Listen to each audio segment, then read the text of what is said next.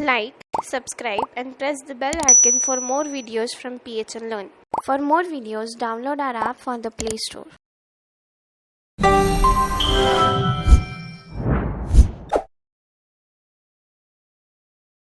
Hello guys, welcome to PHN Technology Private Limited.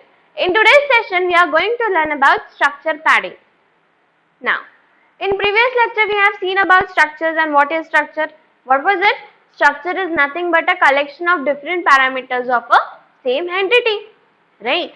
So now, if you consider a structure example like this over here? Now I have created a structure student and then int, let's say int roll number, then float, and then char.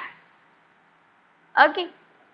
So now let's take an example over here. Let's say I have a structure over here and now structure student. Let's say char A, char B, and then int roll number. Okay, I have these many data types and then I have created an object over here, that is let's say S1. Okay. Now the moment I am creating the object over here means what? Or whatever the data types, whatever the parameters I have given, those are getting stored in a contiguous memory. Contiguous means adjacent memory, means serial wise. First the char will store, then the second char, then the int. Means serially these values, these parameters are getting stored in my memory. Right? Now, if I consider the memory, how much memory this structure will get stored, then how can I calculate that? Like char stores 1 byte of memory, again char stores 1 byte of memory, and then int stores 4 byte of memory. Right? So now I have given what? I have how many memory this is getting stored? 2, 1 plus 1 2, and then 2 plus 4 is equal to 6. Means this will store how much memory? 6 byte of memory. Right? Means basically I will consider this will store my 6 byte of memory because I have done the addition of all the data types. Right? But if you consider my physical memory, then this is not the case. When this memory is getting stored in my CPU, then this much memory is it won't store. This type of memory management isn't happening in my CPU. Then what is happening? Now let's see that. So what exactly is happening in my CPU? Let's see. Now while the memory is getting stored in my CPU, then remember CPU doesn't read bytes. What it reads? It reads words. It stores word by word. It first reads word by word and then it stores it. It doesn't understand the concept of bytes, and hence it understands the concept of your wording system, and it reads the word and store and consider it as 1 byte and then stores it in their memory. And this memory is getting stored, this memory is getting read as a cycle. There are CPU cycles. Through these cycles, the memory is getting stored in my CPU. That is my physical memory. Okay. Now if I consider this structured memory, how will it get stored? Now I have a block of memory, right? Like this, only the memory is getting stored. So I have a block of memory. Firstly, I have considered a variable, that is my char, then second char, and then third, and then int. Right? So this is my proper imagination. This is my imagination, like how these data types are getting stored in my CPU. But if you consider real-time CPU, then this is not the case. What happens in CPU is every cycle is divided into 4 bytes, means 4 words. Every cycle is divided into 4 bytes, means what? In one cycle, it will only read 4 bytes of memory, means 4 words. Okay, so the memory system will get divided like this in 4 blocks. Now if I consider this structure, then how will it get stored? Firstly, the 2 characters will get stored because character consists of only 1 byte, right? So the characters are getting stored. But now if I consider int, then how it will store? Because now int is getting divided into 2 parts, means it is here I have only left 2 bytes of memory, right, in the first 4 half. Now but in requires 4 bytes, then how will I adjust that? So here what will happen, in the first 4 part it will store 2 bytes of memory, and the next half it will store 2 bytes of memory. So now while calling this, two characters will be fine because it doesn't have any problem. But while calling the integer, now it is divided into 2 cycles. So we will be requiring 2 cycle over here, right? And again, if at all I consider only integer, if I don't want the characters and I only want the integer, I only want to call the roll number over here. That's what is stored in my integer, right? I only want to call the roll number. Then while reading the roll numbers, while reading the integer from the memory, how will CPU work? It will have to work 2 times, means it will have to perform 2 cycles just to read a small data type, that is my integer. So here what is happening? Here there is happening wastage of cycles.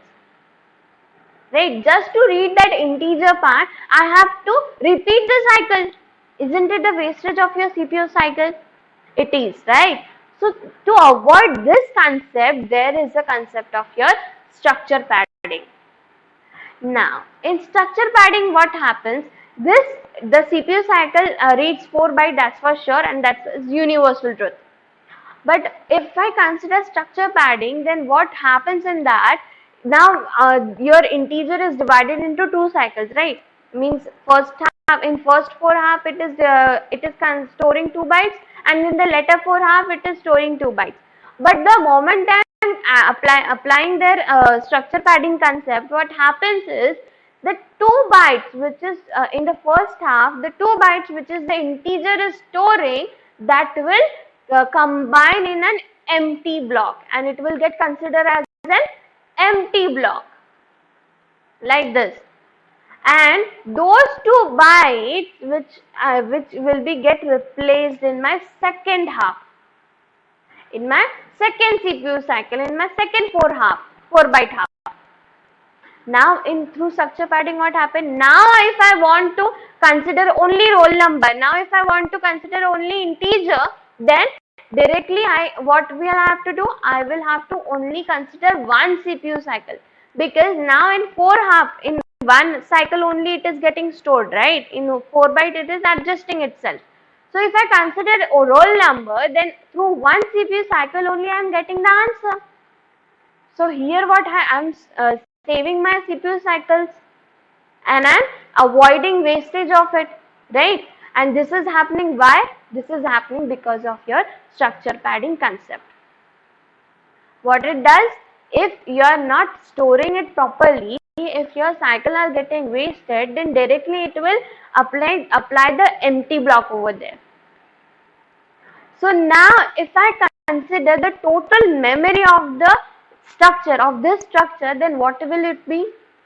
It has first 2 blocks of character, then the 2 blocks is getting combined and it has empty. It has become one empty block, right? So there how many bytes was getting stored? There was 2 bytes. So 2 plus 2 is 4, and later on the integer is stored in the second half, that is 4 bytes. So 4 plus 4, 8 bytes. So if I ask you how many number of bytes this will get, this structure will be storing in my physical memory, what will be your answer? Total 8 bytes and not 6 bytes. And through this, this is what structure padding does. What it is, the efficient way to store your data types. You store your variables, and to avoid the wastage of your CPU cycle. Clear? Now, the second scenario will be, what if I change the order of this? If I change the order of your structure, now I have integer in the what I have done, I have character, first character, then in the middle I have given integer, and then again in the last I have given the character. Now, if I change the order of the data types, then order of the parameters, then will my memory size, number of size will also get changed? Let's see. Now again here I will consider the structure padding only, right? So firstly I have stored character, and then I have left with 3 blocks. So now what I have integer, right? But integer store 4 byte of memory. I have only 3. Then what will I do? Through structure padding, I will combine the 3 bytes of memory and will give a empty over there. In a empty block, I have combined it. Now the integer part will get stored in the second cycle. And the left is my character, and that character part will be stored in the third cycle. So here total how many cycles I am requiring? I am requiring 3 cycles, CPU cycles. And the total how many bytes are there? How much memory it is getting stored? 1 plus 3 in first cycle, that is 4. Then again 4 and then 1. Means 4 plus 1, that is 9. So here if I change the order of the value, then how much memory it is getting stored? 9 bytes of memory. Now if you say that I will adjust the character, the last character in the front cycle, in the first cycle, and later on I can adjust the integer. So this won't be the case. You cannot change the series, you cannot change the order of your parameters. Remember this.